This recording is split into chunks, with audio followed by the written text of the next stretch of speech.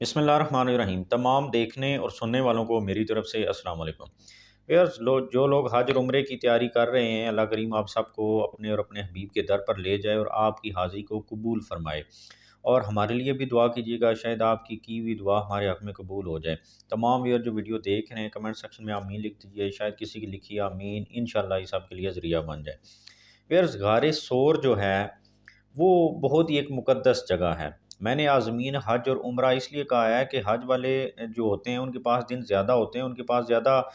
موقع ہوتا ہے کہ وہ اس جگہ پر جا سکیں، لیکن جو عمرہ والے ہیں وہ بھی جب زیارات کے لیے جائیں تو جو صحت مند لوگ ہیں وہ غار ثور کا ضرور جو ہے وہاں پر جائیں اور زیارت کریں، اس جگہ کی، اس خوبصورت جگہ کی جہاں پر ہمارے نبی نے مشکل وقت کے اندر پناہ لی، اور اس جگہ کو خدا تعالیٰ کی طرف سے سلیکٹ کیا گیا کہ اس جگہ نے ہمارے نبی کو جو ہے وہ حفاظت کرنی ہے، اس جگہ نے اور پناہ دینی ہے۔ تو آپ یقین کریں کہ وہاں پر جب آپ جائیں گے، اور یہ ساری جو میں واقعہ بیان کرنے لگا ہوں، اگر آپ یہ سارا واقعہ اپنے ذہن میں رکھ کے وہاں پر جب جائیں گے تو یہ ساری چیزیں اس طرح لگیں گی کہ میں کس جگہ پر ہوں، یہ وہی جگہ ہے جہاں پر ہمارے نبی آئے تھے۔ تو غار ثور جو ہے یہ ایک بڑی ایک مقدس اور فضیلت والی جگہ ہے۔ آپ کو معلوم ہوگا کہ جب کفار مکہ نے ہمارے نبی حضرت محمد صلی اللہ تعالیٰ علیہ وآلہ وسلم کو نعوذ باللہ قتل کرنے کی کوشش کی اور تدبیر کی، تو انہوں نے حضور کے گھر کو جو ہے وہ ان کا اس گھر کا محاصرہ کر لیا۔ تو اللہ تعالیٰ نے ہمارے نبی کو بتا دیا کہ کفار جو ہے وہ یہ تدبیر کر رہے ہیں، تو حضور نے جو ہے وہ حضرت مولا علی کو اپنے بستر پر لٹایا اور ان کے حوالے ساری امانتیں کی جو انہی کفار کی تھیں جنہوں نے آپ کے گھر کا محاصرہ کیا تھا اور آپ کو نعوذ باللہ قتل کرنا چاہتے تھے۔ اور پھر حضرت ابو بکر صدیق رضی اللہ تعالیٰ عنہ کو ساتھ لے کر حضور جو ہے سورہ یاسین کی تلاوت کر کے نکل گئے، اور ان کو معلوم بھی نہیں ہوا، حالانکہ وہ آپ کے گھر کے باہر کھڑے تھے۔ تو جب صبح ہوئی اور انہوں نے دیکھا تو اندر تو حضور ہیں ہی نہیں، تو پھر وہ آپ کی تلاش میں نکل پڑے۔ تو حضور اکرم صلی اللہ تعالیٰ علیہ وآلہ وسلم اپنے دوست حضرت ابو بکر صدیق اپنے صحابی کے ساتھ جو ہیں وہ نکل گئے تھے وہاں سے، اور آپ جو ہیں وہ غار ثور کی طرف آپ نے اپنا رخ کیا، اور تو کفار مکہ جو ہیں وہ آپ کا پیچھا کر رہے تھے، آپ کو ڈھونڈ رہے تھے ہر طرف۔ تو بڑی خوبصورت ایک بات ہے، حضرت ابو بکر صدیق رضی اللہ تعالیٰ عنہ جو تھے وہ آپ کو دیکھ رہے تھے کہ حضور چل کیسے رہے ہیں، حضور اپنے پنجوں کے بل چل رہے تھے، وہ اس وجہ سے کہ کہیں کفار یہاں سے گزریں تو ان کو معلوم نہ پڑے کہ دو بندے یہاں سے گزریں یا کوئی اس پہاڑی کی طرف گیا ہے، تو اس وجہ سے تو حضرت ابو بکر صدیق جو تھے نا وہ کبھی حضور کے آگے چلتے، کبھی پیچھے چلتے، کبھی ادھر چلتے کبھی ادھر چلتے۔ تو حضور نے جب معلوم کیا کہ ابو بکر صدیق آپ اس طرح یہ عمل کیوں کر رہے ہیں، تو حضرت ابو بکر صدیق فرمانے لگے کہ یا رسول اللہ، جب میں سوچتا ہوں نا کہ کفار کہیں آگے سے نہ آ جائیں تو میں آپ کے آگے چلنا شروع ہو جاتا ہوں، جب میرے ذہن میں یہ بات آتی ہے کفار کہیں پیچھے سے نہ آ جائیں تو میں آپ کے پیچھے چلنا شروع ہو جاتا ہوں، اور اسی طرح دائیں اور بائیں۔ تو وہ حضور سے محبت اور عشق کا یہ عالم تھا کہ ایسا نہ ہو کہ میں پیچھے چل رہا ہوں تو آگے سے کوئی حملہ کر دے، میں آگے چل رہا ہوں تو پیچھے، تو جب بھی ان کے ذہن میں کوئی بات آتی تو وہ کبھی آگے ہو جاتے کبھی پیچھے ہو جاتے۔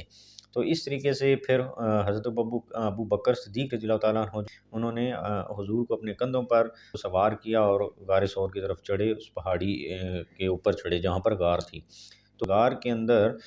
بہت سارے سوراخ تھے، تو کہا جاتا ہے کہ یہ غار جو ہے اس کے اندر نا ایک سانپ بہت عرصے سے انتظار کر رہا تھا آخری نبی کے دیدار کا۔ تو بتایا جاتا ہے کئی سو سالوں سے وہ انتظار کر رہا تھا، اور اس کو بتایا گیا تھا کہ یہاں پر آخری نبی جو ہیں وہ آئیں گے۔ تو حضرت ابو بکر صدیق رضی اللہ تعالیٰ عنہ نے جب وہ سوراخ دیکھے تو آپ کے ذہن میں بھی یہ بات آئی کہ یہ نہ ہو کسی سوراخ سے کوئی سانپ وغیرہ یا کوئی بچھو نکل آئے تو وہ میرے نبی کو جو ہے وہ نقصان پہنچائے۔ تو آپ نے اپنے جسم کے اوپر جو کپڑا تھا وہ اس کو پھاڑ کر چھوٹے چھوٹے اس کے حصے کیے، اور وہ ان سارے سوراخوں کے آگے جو ہے وہ بند کر دیا ان کو۔ تو ایک سوراخ رہ گیا اور کپڑا ختم ہو گیا، تو وہاں پر آپ نے اپنی ایڑی رکھ لی۔ تو جب وہ سانپ جو تھا وہ واقعی وہاں پر موجود تھا، تو وہ ڈھونڈ رہا تھا کہ کوئی جو ہے جگہ مجھے ملے تو میں باہر نکلوں اور دیکھوں اور حضور اپنے نبی کو دیکھوں، دیدار کروں۔ تو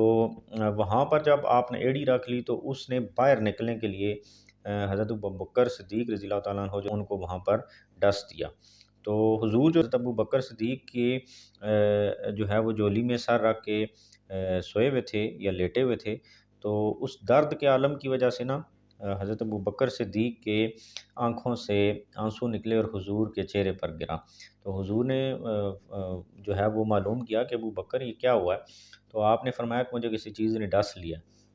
تو پھر جب آپ نے وہ وہاں سے پاؤں اٹھایا تو وسام پر آیا، تو اس نے کہا کہ میں تو اتنے عرصے سے بیٹھا ہوں کہ آپ کا دیدار کروں گا، لیکن یہ سارے سوراخ بند ہو گئے ہیں، تو اس وجہ سے میں نے ڈسا کہ میں باہر آنا چاہتا تھا۔ تو پھر اسی طریقے سے جب کفار وہاں پر پہنچے تو انہوں نے دیکھا کہ غار کے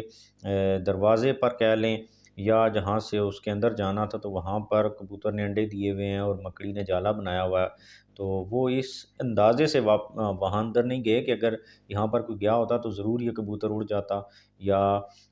جو ہے وہ یہ مکڑی کا جالا ٹوٹا ہوا ہوتا تو وہ وہاں سے باہر چلے گئے۔ یہ اللہ کی مدد تھی، اللہ کی تدبیر تھی۔ انہوں نے بھی ایک تدبیر کی کفار نے کہ آپ کے گھر کا محاصرہ کیا، اور پھر اللہ نے تدبیر کی کہ ان کے سامنے سے اپنے نبی کو نکالا اور پھر اس غار میں پہنچا دیا، اور وہ ان کو معلوم بھی نہ ہو سکا۔ تو ویئرز یہ بڑی ہی ایک مقدس جگہ ہے،